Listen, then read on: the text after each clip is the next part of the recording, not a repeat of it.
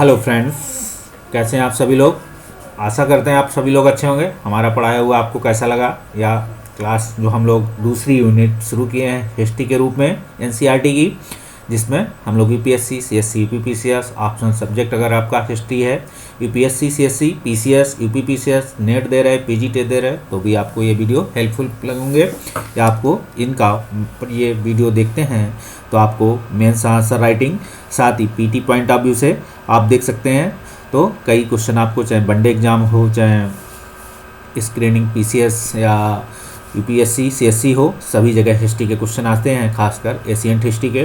तो हम देख रहे हैं, कह सकते हैं कि चैप्टर 7 में है हम लोग नए प्रश्न पर विचार। आप सोच सकते हैं कि एनसीईआरटी ने आपको क्लास 6 में एक ऐसा चैप्टर दिया है नए प्रश्न पर विचार, मतलब 16 महाजनपदों की चर्चा खत्म होती है। उसके बाद आप देखेंगे कुछ चेंजेस, मतलब एक नए प्रश्न पर विचार है, कुछ ऐसे आइडियाज में चेंज आएंगे या इंडियन सोसाइटी में चेंजेज आएंगे जो आपको कहीं ना कहीं एक देख सकते हैं कि धीरे धीरे एक राज्य या एक साम्राज्य के रूप में अब जो है राज्य स्थापित होंगे। तो आप देखेंगे जो एक साम्राज्य की स्थापना है वो धीरे धीरे हम लोग साम्राज्य की तरफ बढ़ सकते हैं। हम देखेंगे ये जो भी हम पढ़ लिख रहे हैं, तो देख सकते हैं इंदिरा सिविल सर्विसेज के अंदर का पढ़ रहे हैं। आपको ये चैनल हमारा पढ़ाया हुआ कैसा लग रहा है, आप लाइक और सब्सक्राइब करें इसे। हम देख रहे हैं आप अगर आपका सब्जेक्ट अगर हिस्ट्री है तो आप ऑप्शनल सब्जेक्ट हिस्ट्री को देख सकते हैं, UPSC CSC PCS UPPCS NET PGT इन सभी को देख सकते हैं हिस्ट्री के रूप में। अगर आप ऑप्शनल या स्क्रीनिंग पीसीएस पीटी दे रहे हैं, आईपीएससी सीएससी पीटी दे रहे हैं, तब भी आप इस वीडियो को देख सकते हैं। हम देख रहे हैं बुद्ध की कहानी, तो हमने आपको 16 महाजनपदों में भी देखा था, बुद्ध की कहानी बताई थी। अब एक बुद्ध की कहानी शुरू होगी कि बौद्ध धर्म के संस्थापक और बुद्ध थे, तो सीधी सी बात है बौद्ध धर्म के संस्थापक बुद्ध होंगे। और गौतम के नाम से भी इन्हें जाना जाता है, आप देखेंगे इन्हें गौतम के नाम से जाना जाता है, मतलब इनका नाम गौतम भी था।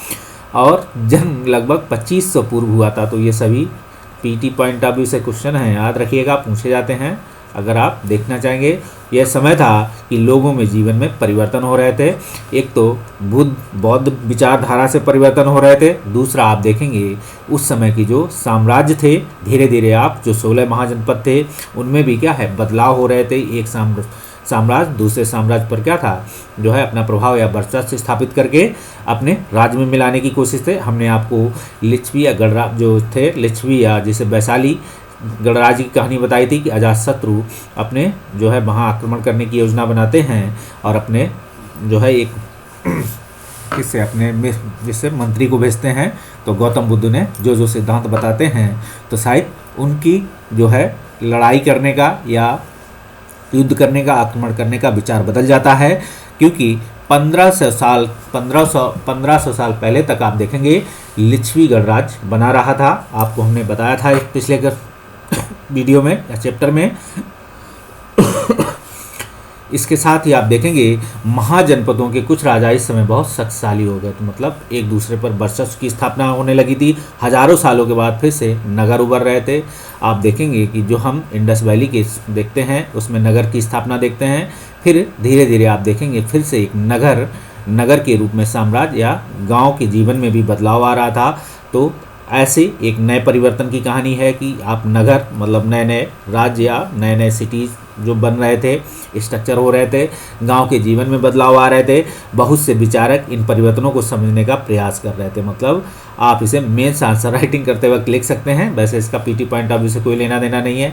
वे जीवन के सच्चे अर्थों को भी जानना चाह रहे थे। ऐसे आप पॉइंट जो है मेंस आंसर राइटिंग के लिए ठीक है, याद रखिएगा। आगे हम बात करें, बुद्ध क्षत्रिय थे, ऐसे आप देखेंगे एनसीईआरटी आपको क्षत्रिय तो आपको कहीं मिले तो आप यही में आए, तथा शाक्य नामक छोटे से गढ़ से संबंधित थे। तो शाक्य गणराज्य से संबंधित थे। और इनके क्वेश्चन कभी पूछा जाता है, इनके पिता का नाम, इनकी माता का नाम, माता इनकी किस वंश से थी, और आप देखेंगे बहुत सारे ऐसे क्वेश्चन बनते हैं। तो आप देख सकते हैं युवा अवस्था में ज्ञान की खोज में ये घर के सुखों को छोड़ दिया था इन्होंने।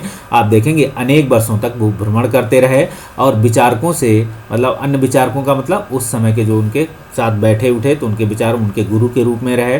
देख सकते हैं कि बुद्ध अपनी जीवन यात्रा कहाँ से कहाँ तक शुरू किए, कहाँ कहाँ गए और कहाँ कहाँ उन्होंने ज्ञान प्राप्त किया, कहाँ कहाँ उन्होंने शिष्यों को शिक्षा दी, कहाँ कहाँ किनको शिष्य बनाया, ऐसे क्वेश्चन आपसे पीटी में पूछे जाते हैं, याद रखिएगा। अगर हम बात करें अंततः ज्ञान प्राप्ति के लिए उन्होंने स्वयं ही क्या हुआ, रास्ता ढूंढने का निश्चय किया। इसके लिए उन्होंने बोध गया नामक बोध गया बिहार में था, एक पीपल के वृक्ष के नीचे क्या था, कई दिनों तक उन्होंने तपस्या की और देखेंगे अंततः उन्हें ज्ञान प्राप्त हुआ।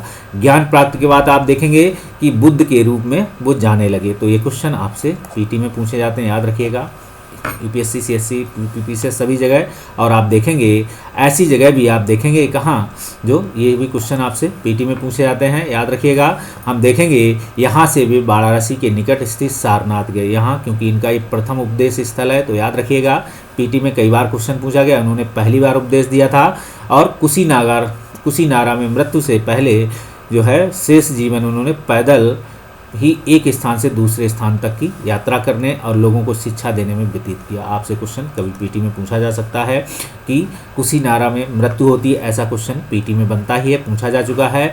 लेकिन आप देख सकते हैं कि मृत्यु से पहले का शेष जीवन, मतलब उन्होंने पैदल ही एक स्थान से मृत्यु से, तो उन्होंने पैदल ही एक स्थान से दूसरे स्थान तक जो भ्रमण किया, ऐसा क्वेश्चन अगर कभी पूछा जाए तो आप बनाइएगा और आंसर मारिएगा, ठीक है। लोगों को शिक्षा देने में उन्होंने अपना समय व्यतीत किया। आगे देख सकते हैं कि बुद्ध ने जो शिक्षा दी है यह जीवन कष्टों और दुखों का से भरा हुआ है। आप कभी बुद्ध की फिलॉसफी पढ़ेंगे तो आपको अच्छे से समझ में आएगा। हम देखेंगे और हमारी इच्छा और लालसाओं से जो हमेशा पूर्ण नहीं हो सकती है के कारण होता। तो आप देखेंगे बुद्ध ने क्या है, अपने शिक्षा दी है कि जीवन कष्टों से, तो उन्होंने क्या है, 4 आर्य सत्यों की बात की है, ठीक है। तो आप देखेंगे कि यह जीवन कष्टों और दुखों से भरा हुआ है, यह हमारी इच्छा और लालसाओं से पूर्ण नहीं हो सकता। तो आप देखेंगे बुद्ध को जो ज्ञान प्राप्त करने की जो अंदर से लालसा उभरती है, ये भी आप देखेंगे उन्होंने कुछ ऐसी घटनाएं देखी जिनसे उनके मन में क्या हुआ, ऐसे विचार आए और वो ज्ञान प्राप्त की भ्रमण में निकल पड़े। आप ये भी देखेंगे उनके बारे में पहले से भी एक भविष्यवाणी हुई थी, तो इसीलिए उन्हें क्या है, घर से बाहर नहीं जाने दिया जाता था। उन्हें सारी जो है ऐशो आराम, सारी व्यवस्थाएं, ऐसे महल का निर्माण किया था कि उन्हें लगेगा कि यही शहर है, यही संसार है, ऐसा ही जीवन है। लेकिन फिर भी वो घटनाएं घटी और सामने आया जीवन। तो आप देखेंगे कभी कभी हम जो चाहते हैं वो प्राप्त कर लेने के बाद भी संतुष्ट नहीं हो पाते हैं। तो यही कहा है, जीवन और कष्टों से दुखा जो है भरा पड़ा है। जो आप चाहते हैं वो प्राप्त कर लेते हैं, फिर भी आपको संतुष्टि नहीं मिलती है और अधिक अथवा अन्य वस्तुओं को पाने की इच्छा करने लगते हैं। आप देखेंगे कि मानव मन की जो लालसा है, चाहे आप अपने से तुलना करें कि जब आप एक वस्तु की प्राप्त कर लेते हैं तो अगले वस्तु की तरफ बढ़ने लगते हैं। वस्तु ने इस लिप्सा को जो है क्या तृष्णा कहा। आप देखेंगे यही लिप्सा, ये सभी क्वेश्चन पीटी में क्वेश्चन पूछा जाते हैं, याद रखिएगा आगे।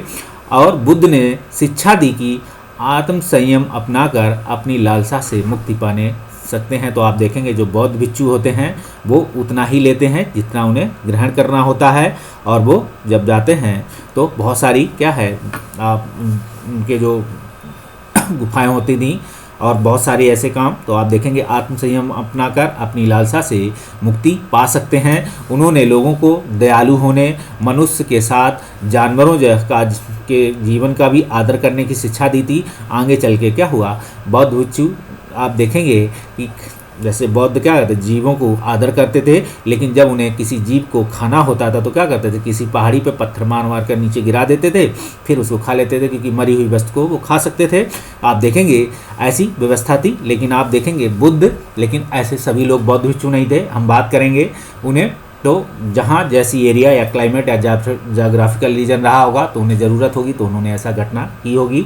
उन्होंने लोगों के दयालु होने, मनुष्यों के साथ साथ जानवरों के जीवन का भी आदर करने की शिक्षा दी। वे मानते थे कि हमारे कर्मों का परिणाम क्या होता, लेकिन वो जब भी ये क्या था, ऋतु प्रवास के समय जो भी ये घटनाएं करते थे वो अपने गुरु के सामने, या एक देख सकते हैं कि उसमें क्या करते थे, वो सभी जो अपराध करते थे वो उन्हें स्वीकार करते थे। वे मानते थे कि हमारे कर्मों के परिणाम चाहे वे अच्छे हों या बुरे, हमारे वर्तमान जीवन के साथ साथ बाद के जीवन को भी प्रभावित करते हैं। मतलब कहते हैं कि आपके वर्तमान जीवन में जैसे आपके कर्म हैं वहाँ तो प्रभावित होंगे ही, आपके जीवन की बात भी, मतलब जो आपकी विचारधारा रह जाएगी, आपकी हिस्ट्री रह जाएगी, उसको भी वो प्रभावित करेंगे। और देखेंगे बुद्ध ने अपनी शिक्षा सामान्य लोगों की जो है प्राकृतिक भाषा में दी है। और देखेंगे कि सामान्य लोगों की प्राकृतिक भाषा, बुद्ध की अपनी शिक्षा, ये क्वेश्चन पीटी में कई बार पूछा जा चुका है, याद रखिएगा। सामान्य लोग भी उनके संदेश को समझ सकें या पढ़ सकें या उसको अपना सकें। बुद्ध ने कहा है कि लोग किसी, देख सकते हैं, किसी शिक्षा को केवल इसलिए नहीं स्वीकार करें कि यह उनके उपदेश हैं, बल्कि यह उनके विवेक से नापें। ठीक है, उन्होंने कहा है जो भी हमारी शिक्षाएं हैं वो व्यक्ति अपने विवेक से नापें, क्या सही है क्या गलत। ऐसा नहीं कि हमारे उपदेश हैं, ऐसा बुद्ध नहीं कहते हैं, याद रखिएगा। आप देख सकते हैं बुद्ध की शिक्षाओं में सारनाथ का दिया गया प्रथम उपदेश, जहाँ जो क्या है, एक स्तूप बना हुआ है, जो है इस इमारत को एक स्तूप के नाम से जाना जाता है। यहीं पर बुद्ध ने अपना प्रथम उपदेश दिया था। इसी घटना की स्मृति में यहाँ जो है एक स्तूप का निर्माण किया गया। आपसे क्वेश्चन पीटी में पूछा जा सकता है कि बुद्ध की जो है प्रथम उपदेश देने के बाद यहाँ एक क्या हुआ, एक स्तूप निर्माण किया गया है। आप देख सकते हैं इसे। इसके साथ ही आप देखेंगे किस्तोगामी की कहानी। तो आप बताएं किस्तोगामी की कहानी। तो आपसे कहा जाए कि जो है आप बुद्ध के जीवन को किस्तोगामी की कहानी से किस प्रकार जोड़ना चाहेंगे, आप चर्चा कीजिए। ये मेन शास्त्र राइटिंग या IPSC ऑप्शनल सब्जेक्ट के रूप में कभी पूछा जाए तो आप इसे अपनाएं, ध्यान रखें। इसीलिए मुझे ये बताने का उद्देश्य था और कुछ नहीं। तो देखेंगे ये बुद्ध के विषय में एक प्रसिद्ध कहानी है। सबसे पहले आप देखेंगे यह समय की बात है कि किस्तो नामक एक स्त्री का पुत्र था जो मर गया। इस बात से वह इतनी दुखी हुई कि अपने बच्चे को गोद में ले नगर की सड़कों पर घूम घूम कर लोगों से प्रार्थना करने लगी, कोई उसके पुत्र को जीवित कर दे। एक भला व्यक्ति उसे बुद्ध के पास ले गया। बुद्ध ने कहा, मुझे एक मुट्ठी सरसों के बीज ला कर दो, मैं तुम्हारे पुत्र को जीवित कर दूंगा। ऐसा बुद्ध कहते हैं। तो किस्तोगामी प्रसन्न हुई। जैसे ही वह बीज लाने के लिए जाने लगी तो बुद्ध ने उसे रोका, कहा, ये बीज एक ऐसे घर से मांग के लाओ जहाँ किसी की मृत्यु ना हुई हो। किस्तोगामी ने एक एक दरवाजे से दूसरे दरवाजे गई, लेकिन जहाँ भी गई उसने पाया कि हर घर में किसी न किसी माता पिता, भाई बहन, पत्नी, बच्चे, चाचा चाची, दादा दादी की मृत्यु हुई होती है। उनका समझाने का उद्देश्य था। तो आप देखेंगे जो है बुद्ध दुखी माँ को क्या शिक्षा देने का प्रयास कर रहे थे कि जो आया है वो जाएगा। ठीक है, तो यही शिक्षा थी, इसीलिए उन्होंने कहानी सुनाई। तो आपको कभी लगे तो देख सकते हैं उपनिषद तो कि किसी को कब जाना है ये तो ऊपर वाले का तय करेगा। तो ऐसी कुछ कहानियां हैं जो बुद्ध देते हैं। ऐसी तरीके से वो ज्ञान प्राप्ति के रूप में एक कहानी अपने भिक्षु को देते हैं कि ज्ञान क्या पेड़ के पत्तों की तरह इकट्ठा किया जा सकता है। आप एक साथ अपने ज्ञान को इकट्ठा कर सकते हैं या भर सकते हैं एक साथ, तो या एक साथ ज्ञान को प्राप्त कर सकते हैं कि ये समय के साथ प्राप्त करेंगे। तो ऐसी घटनाएं को आप देख सकते हैं। हम बात करेंगे अब उपनिषद की। तो उपनिषद में देख सकते हैं कि जिस समय बुद्ध उपदेश दे रहे थे उसी समय वो भी थोड़ा पहले दूसरे अत्यंत चिंतक भी कठिन प्रश्नों का उत्तर ढूंढने का प्रयास कर रहे थे। आप देख सकते हैं जिस समय बुद्ध उपदेश दे रहे थे, बुद्ध के साथ साथ उस समय अन्य भी फिलासफर या उन गुरु या जो इनसे बात संवाद कर सकने के लिए, तो आप देखेंगे नागार्जुन का संवाद है, आप देखेंगे इनमें। तो आप कठिन प्रश्नों का उत्तर ढूंढने का प्रयास कर रहे थे। उनमें से कुछ मृत्यु के बाद के जीवन के बारे में जानना चाहते थे। ठीक है, ऐसी बातें हैं कि कुछ उनमें से जो मृत्यु के बाद जीवन कैसा होगा ऐसी घटना को जानना चाह रहे थे, जबकि अन्य यज्ञों की उपयोगिता के बारे में जानने के उत्सुक थे। आप देखेंगे इनमें से अधिकांश चिंतकों का मानना था कि इस विश्व में कुछ ऐसा है जो कि स्थायी है और जो मृत्यु के बाद बचा रहता है। तो आप ये भी देखेंगे कि इस विश्व में कुछ ऐसा है जो स्थायी है, जो मृत्यु के बाद बचा रहता है। उन्होंने इसका वर्णन आत्मा तथा ब्रह्मा तथा देख सकते हैं सार्वभौम आत्मा के रूप में किया है और वो मानते थे। ये क्वेश्चन कभी आप देखेंगे जो स्थायी जो मृत्यु के बाद बचा रहता है, तो आप इसको पीटी पॉइंट ऑफ व्यू से दिखा सकते हैं कि ये जो कभी क्वेश्चन पूछा जाए कि उन्होंने क्या बताया जो मृत्यु के बाद क्या स्थायी बचा रहता है, तो उन्होंने ऐसा वर्णन आत्मा तथा ब्रह्म तथा सार्वभौम आत्मा के रूप में किया। वे मानते थे अंततः आत्मा ब्रह्म एक ही है। ठीक है, तो आप देखेंगे चिंतकों का मानना था, आप देखेंगे ऐसा कि अंततः ब्रह्म अतः आत्मा एक ही है।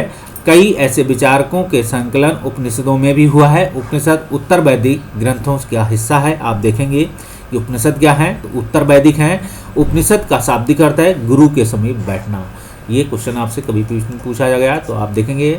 और उपनिषदों का जो ग्रंथ जो है उपनिषद उत्तर वैदिक का हिस्सा है, ये भी क्वेश्चन का भी आपको नॉलेज होनी चाहिए। और देखेंगे इन ग्रंथों में क्या होता, जो अध्यापक उपनिषदों का ज्ञान देते थे, विद्यार्थी के बीच एक बातचीत मतलब एक बात संवाद का संकलन होता है। तो प्राय विचार सामान्य वार्ता के रूप में, डायलॉग के रूप में प्रस्तुत किए गए हैं। आप इन्हें देख सकते हैं। बुद्धिमान जो है, बुद्धिमान एक भिखारी की कहानी है, आप इसे देख सकते हैं। वार्तालाप क्या है, छंदोग उपनिषद नामक उपनिषद की एक कहानी पर आधारित है। कभी क्वेश्चन पूछा जाए कि एक बुद्ध के जीवन से संबंधित बुद्धिमान भिखारी की कहानी किस उपनिषद में है, तो आप कह सकते हैं कि छंदोग उपनिषद में लिखी गई है। आप देखेंगे इसमें शौनक तथा अभिप्रति ऋण नामक दो ऋषि सार्वभौम आत्मा पर उपासना करते हैं। एक ही बार उन्हें ज्यों ही भोजन करने के लिए बैठे, एक भिखारी आया और भोजन मांगने लगा। शौनक ने कहा, हम तुम्हें कुछ नहीं दे सकते। भिखारी ने पूछा, विद्वजन आप किसकी उपासना करते हैं? तो अभी प्रति ऋण ने उत्तर दिया, सार्वभौम आत्मा की। तो इसका मतलब है, आप यह जानते हैं कि सार्वभौम आत्मा संपूर्ण विश्व में विद्यमान है। ऋषियों ने कहा, हाँ हाँ हम जानते हैं। तो भिखारी ने फिर पूछा, अगर यह सार्वभौम आत्मा संपूर्ण विश्व में विद्यमान है तो वह मेरे अंदर भी विद्यमान है। मैं कौन हूँ? मैं इस विश्व का एक भाग ही हूँ। तुम सत्य बोल रहे हो ब्राह्मण, इसलिए हे ऋषियों, मुझे भोजन ना देकर आप उस सार्वभौम आत्मा को भोजन देने से मना कर रहे हो। भिखारी ने इस बात की सच्चाई जानकर भिखारी की ऋषियों ने उसे भोजन दे दिया। तो आप देख सकते हैं कि वो हो सकता है कि एक भिखारी हो सकता है, वो क्या हो, कोई और जो है एक जो ऋषि हो, जो उनकी क्या है परीक्षा लेने आया हो कि देखें ये क्या कहते हैं, एक ब्राह्मण या ऋषि हैं। तो देख सकते हैं कि भिखारी ने भोजन पाने के लिए ऋषियों को किस तरीके से मनाया, कुछ ऐसी कहानी है। हम बात कर रहे थे किसकी, उपनिषदों की। तो आप देखेंगे उपनिषद में इनका चर्चाओं की बात होगी। तो इन चर्चाओं में भाग लेने वाले अधिकांशतः पुरुष ब्राह्मण और राजा होते थे। कभी कभी गार्गी जैसे स्त्री विचारकों का भी उल्लेख मिलता है। आप देख सकते हैं कि कुछ विदुषी महिलाएं भी हैं जो ऐसे काम किए हैं इन्होंने, जो विद्वता के लिए प्रसिद्ध गार्गी राज दरबार में होने वाले वाद विवादों में हिस्सा लिया करती थी। क्वेश्चन कभी यूपीएससी पूछ सकती है, याद रखिएगा। यूपीपीसीएस भी पूछ सकते हैं। निर्धन व्यक्ति इस तरह के वाद विवाद में बहुत ही कम हिस्सा लेते थे। इस तरह एक जो है प्रसिद्ध अपवाद सत्यकाम जवाल का है। तो आप देखेंगे निर्धन व्यक्तियों में भी ऐसे वाद विवाद में हिस्सा लेते थे, लेकिन बहुत कम थे अपवाद। एक क्वेश्चन कभी पूछा जाए तो याद रखिएगा कि सत्यकाम जवाल का नाम किस लिए फेमस है। तो ऐसे आप देखेंगे सत्यकाम जवाल का नाम उनकी दासी माँ के नाम पर पड़ा हुआ है। आपसे पूछा जाए कभी तो बताइए, सत्यकाम के मन में सत्य जानने की तीव्र जिज्ञासा हुई। गौतम नामक एक ब्राह्मण ने उन्हें विद्यार्थी के रूप में स्वीकार किया। अपने समय के सर्वसिद्ध विचारकों में से वो बने। फिर उपनिषदों के कई विचार का विकास बाद में प्रसिद्ध विचारक शंकराचार्य द्वारा किया गया। आप इसे देख सकते हैं। अब आप देखेंगे व्याकरणविद पाणिनि साहब। तो आप देखेंगे पाणिनि, तो इस युग के अन्य विद्वान भी खोज कर रहे थे। जैसे बुद्ध के समय में तो विद्वानों में एक नाम था पाणिनि, जिन्होंने संस्कृत भाषा में क्या व्याकरण की रचना की। पीटी में कई बार क्वेश्चन पूछा गया, याद रखिएगा। यहाँ स्वरों तथा व्यंजनों का एक विशेष क्रम में रखकर आधार पर सूत्रों की रचना की गई है, ठीक है। और ये सूत्र बीज गणित के सूत्र में काफ़ी मिलते जुलते हैं। इसका प्रयोग उन्होंने संस्कृत भाषा के प्रयोग के नियम लघु सूत्रों मतलब 3 देख सकते हैं लिखे हुए हैं। आगे हम बात करेंगे जैन धर्म। तो जैन धर्म को हम अगले वीडियो में मिलेंगे। तब तक के लिए बाय बाय। आशा करते हैं आपको हमारा पढ़ाया हुआ अच्छा लगा होगा। आपको जैसा भी लगा हो आप हमें कमेंट करके बताएं कैसा लगा। मिलते हैं अगले वीडियो में, तब तक के लिए बाय बाय।